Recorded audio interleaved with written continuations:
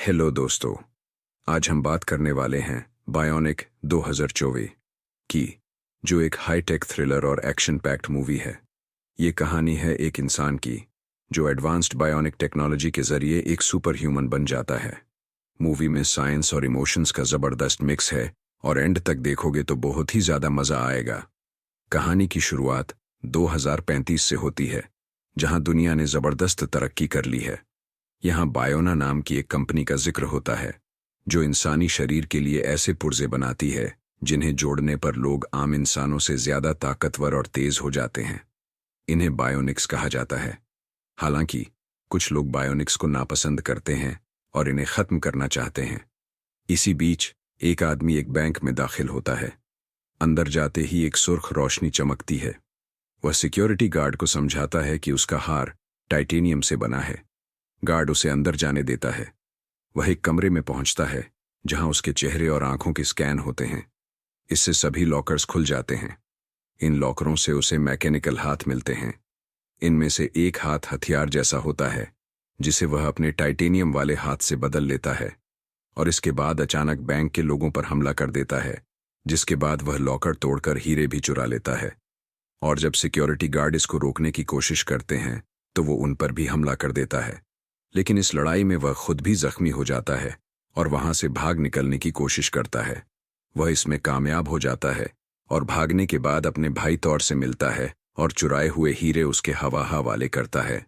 जिसके बाद वह हैटर से कहता है कि वह बहुत ज्यादा जख्मी हो गया है, जिसकी वजह से वह मजीद आगे नहीं बढ़ सकता। वह थर से कहता है कि वह हीरे ले और वहां से भाग जाए। क्योंकि पुलिस करीब आ चुकी थी तो और वहां से भाग जाता है, लेकिन वो अपने भाई की डेड बॉडी को वहीं छोड़ देता है। इसके बाद पुलिस इस जगह पर पहुंचती है जहां उस आदमी की डेड बॉडी मौजूद होती है।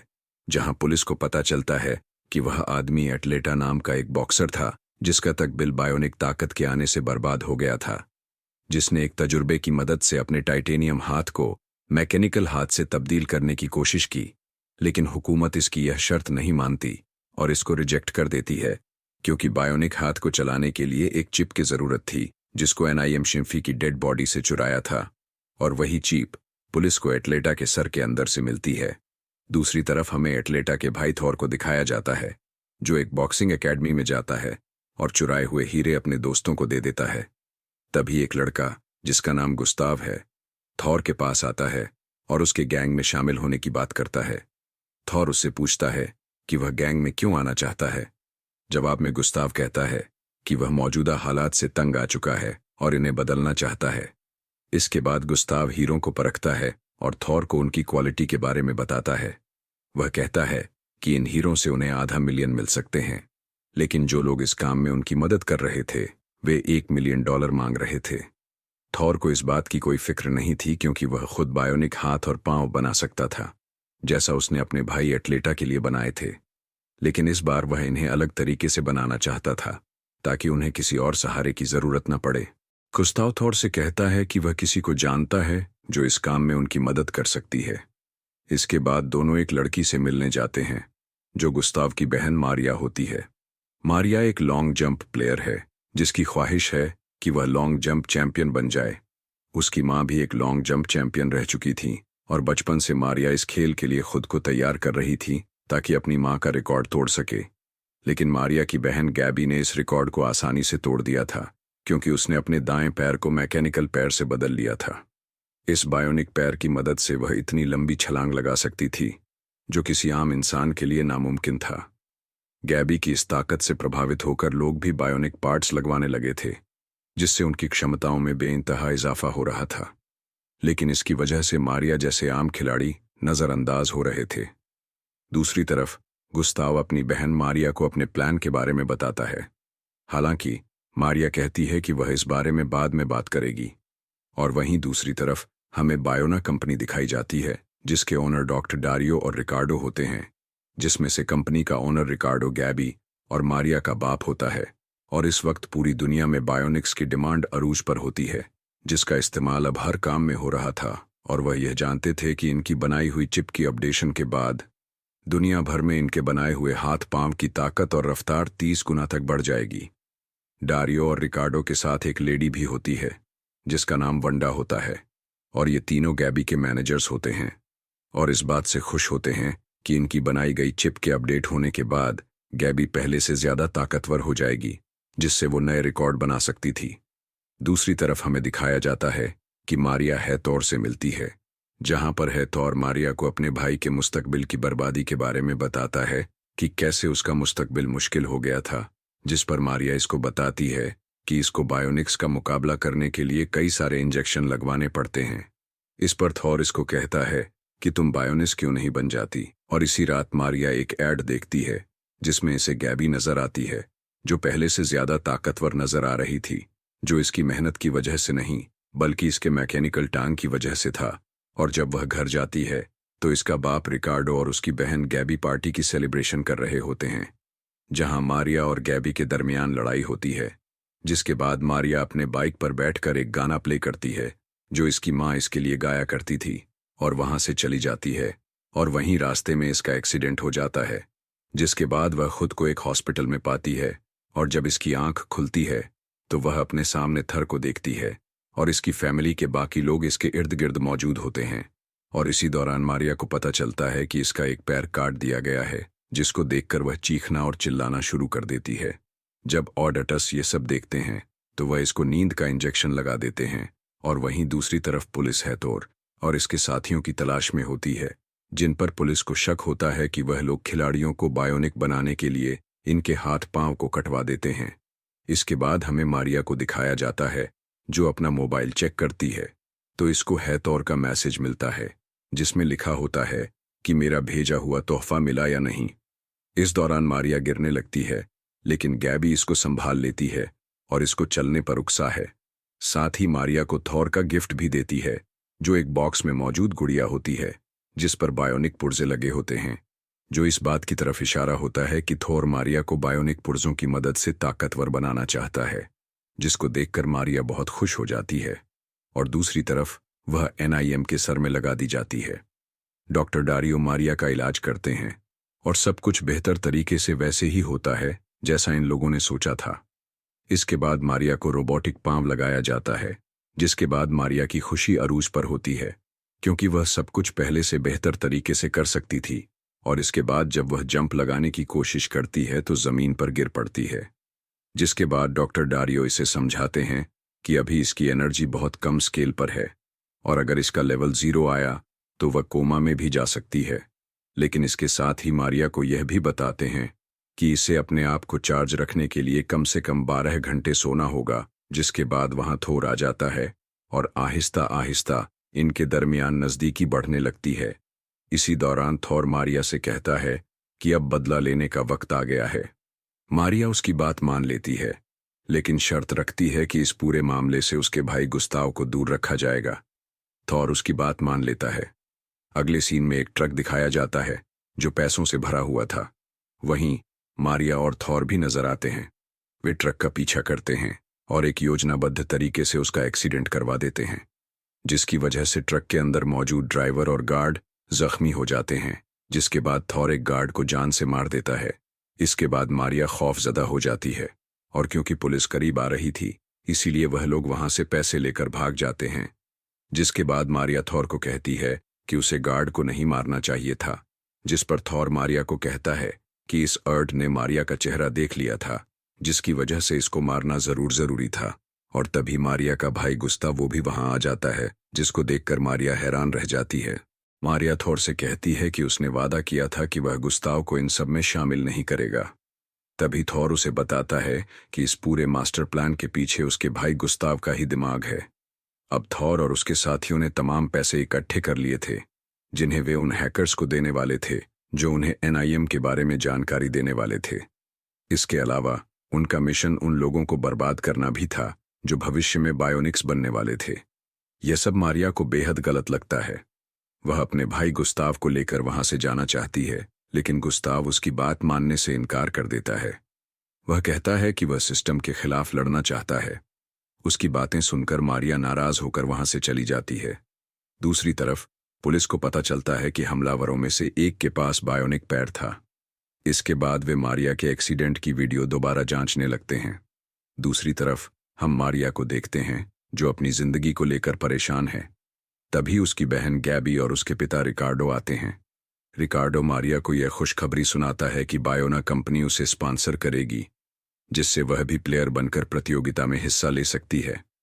इस खबर से मारिया बहुत खुश हो जाती है।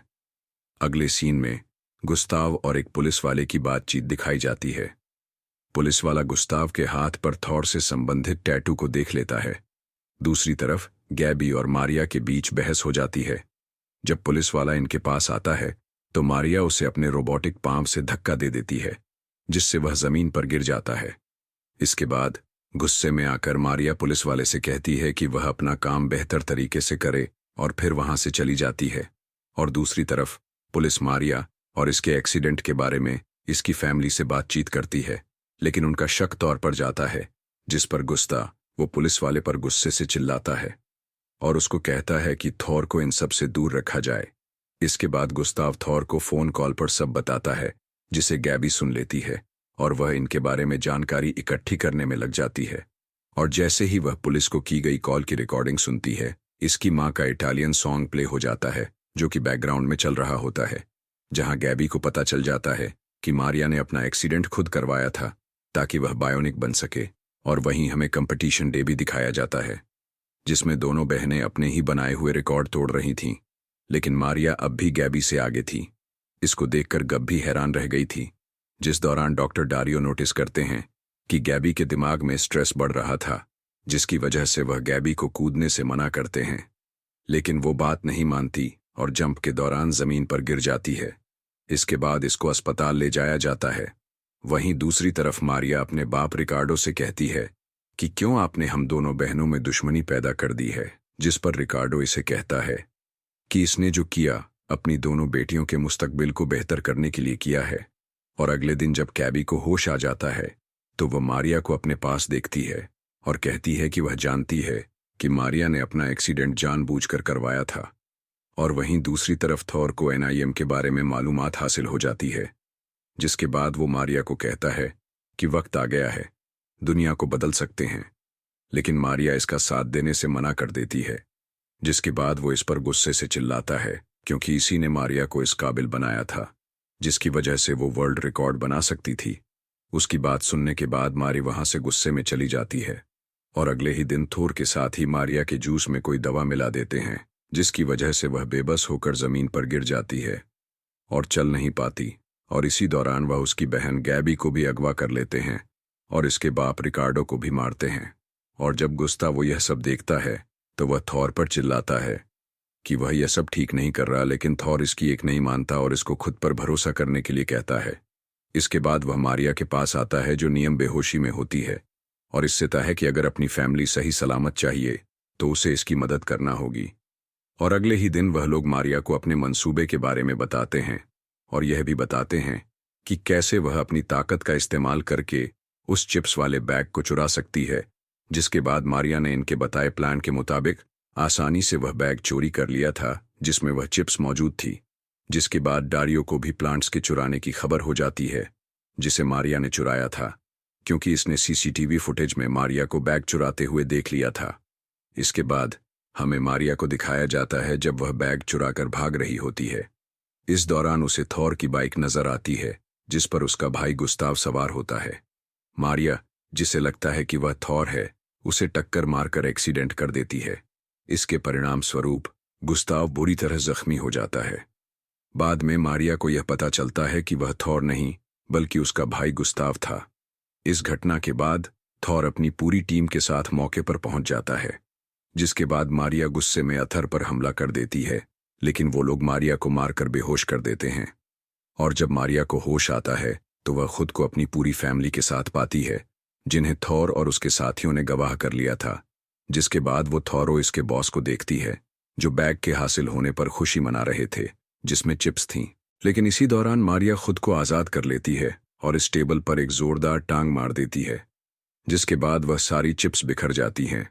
जिसके बाद मारिया और थॉर के साथियों के दरमियान जबरदस्त लड़ाई भी होती है, जिस दौरान गैबी भी खुद को आज़ाद कर लेती है और इसी लड़ाई में मारिया का साथ देती है। और यूं दोनों बहनें मिलकर अपनी बायोनिक ताकत का इस्तेमाल करके लड़ाई जीत जाती हैं। मगर थॉर इस दौरान मारिया पर पीछे से वार कर देता है जिसकी वजह से वह जख्मी हो जाती है। लेकिन वहीं वह अपनी ताकत का इस्तेमाल करके थॉर को भी खत्म कर देती है। जब पुलिस वहां पहुंचती है तो मारिया भागने की कोशिश करती है, लेकिन भागते समय उसका रोबोटिक पांव तारों में फंस जाता है। फिर भी वह हार नहीं मानती और पांव को तोड़कर निकाल लेती है, जिससे वह गिर जाती है और शदीद जख्मी हो जाती है। इसी दौरान उसकी बहन गैबी आ जाती है और पुलिस से उसे बचाकर वहां से ले जाती है। इसके बाद डारियो गुस्ताव से मिलता है, जो निहायत जख्मी हालत में होता है लेकिन अभी भी जिंदा होता है। 6 महीने बाद पुलिस इन दोनों बहनों की तलाश कर रही थी, जो अब एक अपाहिज बच्चों का स्कूल चला रही थीं। इसी दौरान डारियो वहां आकर इनके काम की तारीफ करता है। मारिया और गैबी को बाद में अथर के बॉस से मिलते हुए दिखाया जाता है, जो अपनी सिक्योरिटी के लिए इनसे मदद लेना चाहता है। वे उसे यकीन दिलाते हैं कि तीनों मिलकर इस काम को बेहतर तरीके से कर सकते हैं। इसके बाद इनका भाई गुस्ताव भी वहां आता है, जो पहले से ज्यादा ताकतवर बन चुका होता है। बॉस उसकी ताकत को आजमाने के लिए एक आदमी भेजता है, जिसका मुकाबला गुस्ताव पूरी ताकत और काबिलियत से करता है। इसके बाद बॉस उससे इम्प्रेस हो जाता है और डील फाइनल कर देता है।